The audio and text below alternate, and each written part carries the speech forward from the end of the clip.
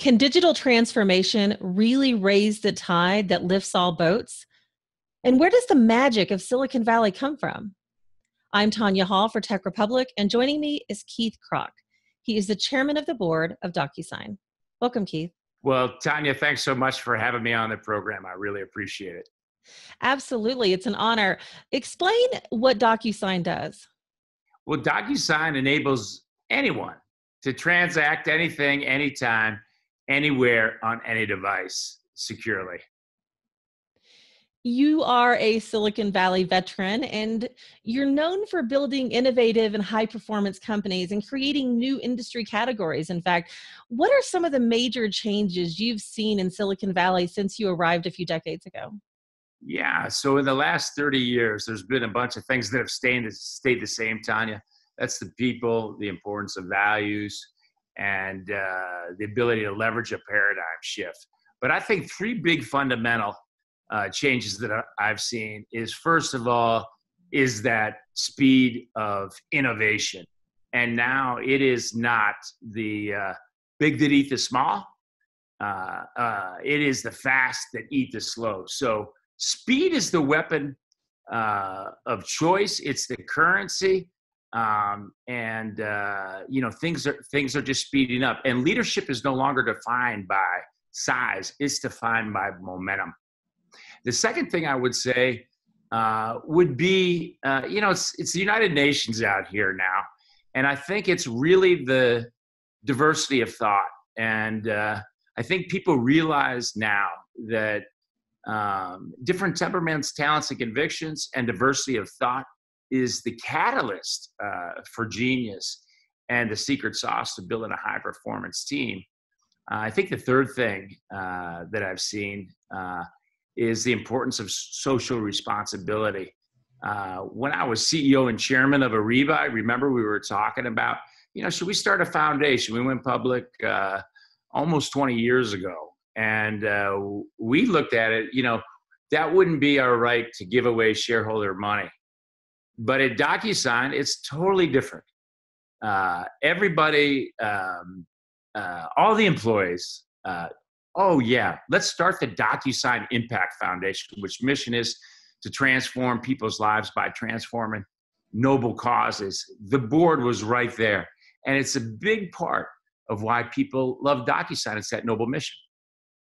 Keith, you talk about digital transformation, which is often a major catalyst for corporate disruption. So what does digital transformation mean to you, and how has its role changed since you first entered the workforce? Well, I think now, and I was just at Fortune CEO initiative yesterday with a large number of Fortune 500 CEOs. It's at the top of everybody's strategic imperatives.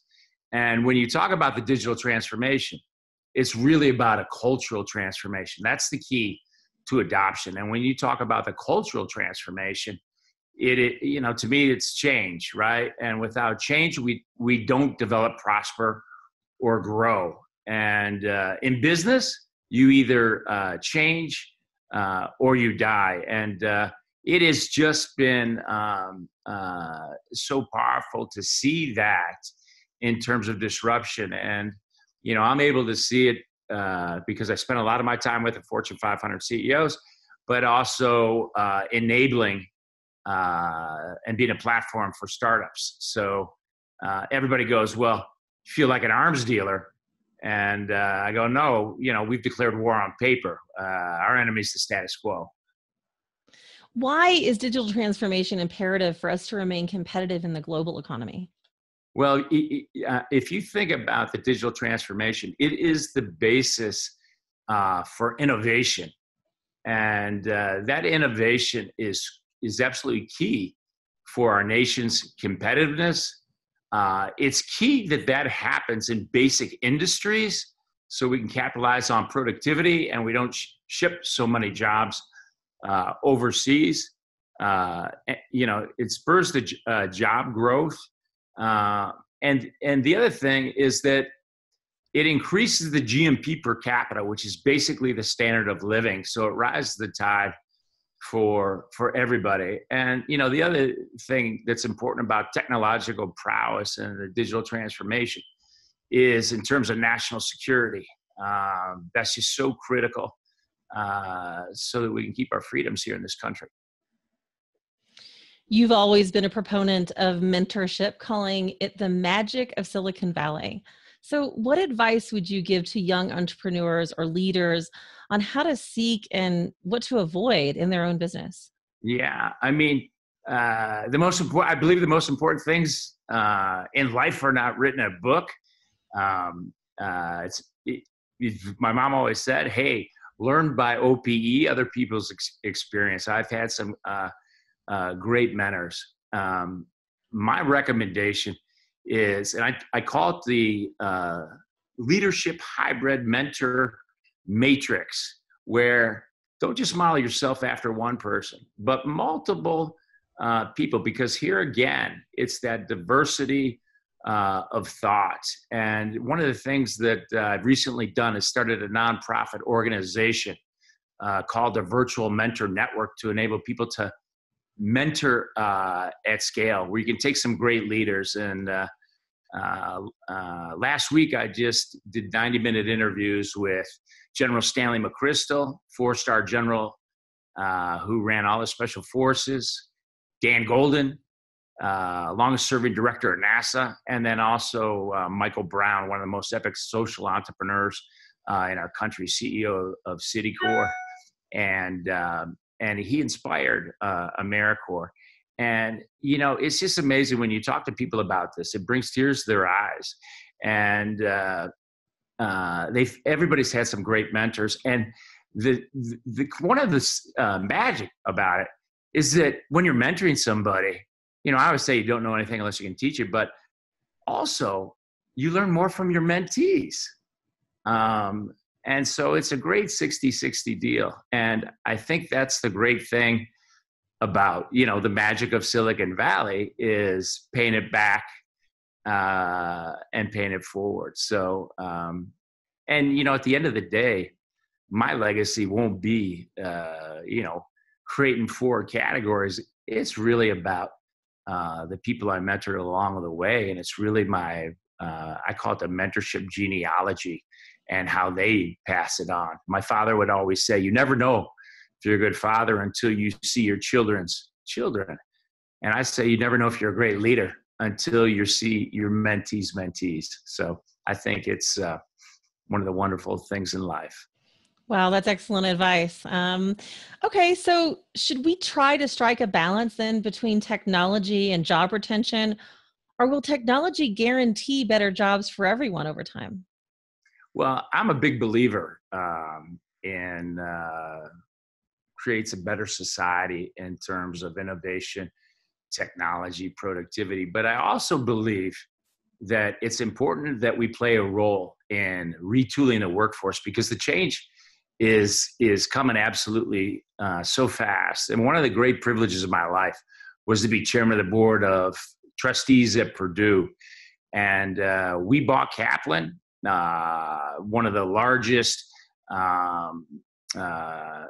online learning programs, one of the best platforms. The average age of those students are 37 years old. So we're combining that with Purdue, the biggest engineering school in the country. We created Purdue University Global, and a big focus of that is retooling the workforce, particularly in the STEM fields.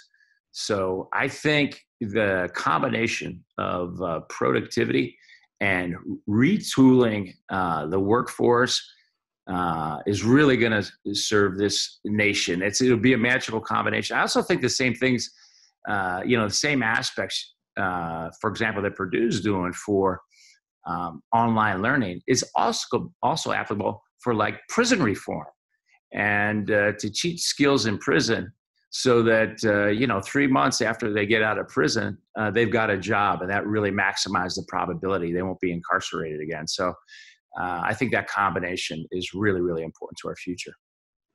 So, okay, let's take a step back. Speaking of digital transformation, tell us about your relationship with 3D printed homes. Well, I'm the chairman of the advisory board for News Story, which is a phenomenal nonprofit, and we build homes in places like Nicaragua and Haiti. It got started by Brett Hagler and Mike Arrieta after there was a hurricane, way back, or it was the earthquake. And then we rebuilt some more when there was the hurricane. And, it costs about $7,000 to build one of these homes. But now with 3D printing, we can do it for about half that cost. And that's great because then we can build more homes. We build communities, and we really impact people's lives. And that's in conjunction with the DocuSign Impact Foundation, which is to transform lives by transforming noble causes. So it's a great mission. Okay, Keith, where is digital transformation headed? What's the future? Well, I think it never ends. But I think a big thing on the horizon, I think the two big things on the horizon is artificial intelligence and the ability to take all this data and to combine all this data and make, because it's deployed at mass scale. You can make every decision, approval, agreement, a cognitive one. But that's got to be combined here again with retooling that workforce and really increase the quality of life and the standard of living for everybody. So I'm bullish when it comes to that. And plus also too, it's a lot of fun because it's fast paced and it's change and affecting people's lives. And I think, in terms of what's left to be done is really in the partnering area between private and public and social and academic. And I think you get those four ingredients moving. It's just going to be a much better world. Wow, Keith, thanks for your insight. And I really appreciate your time and advice on leadership and mentoring and more. If somebody wants to connect with you, maybe they want to find out more about the work that you're doing and maybe they want to get involved with 3D printing homes, how can they do that? Well, they can go on the New Story website. They can also go on keithkrach.com. I'm on LinkedIn. I'm on Twitter. So that's the easy way to do it. Well, thanks again, Keith, like I said.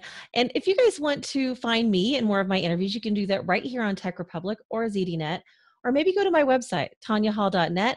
I have links to all my social sites, including Twitter. And in fact, if you connect with me on Twitter, I'd love to hear from you. Thanks for listening.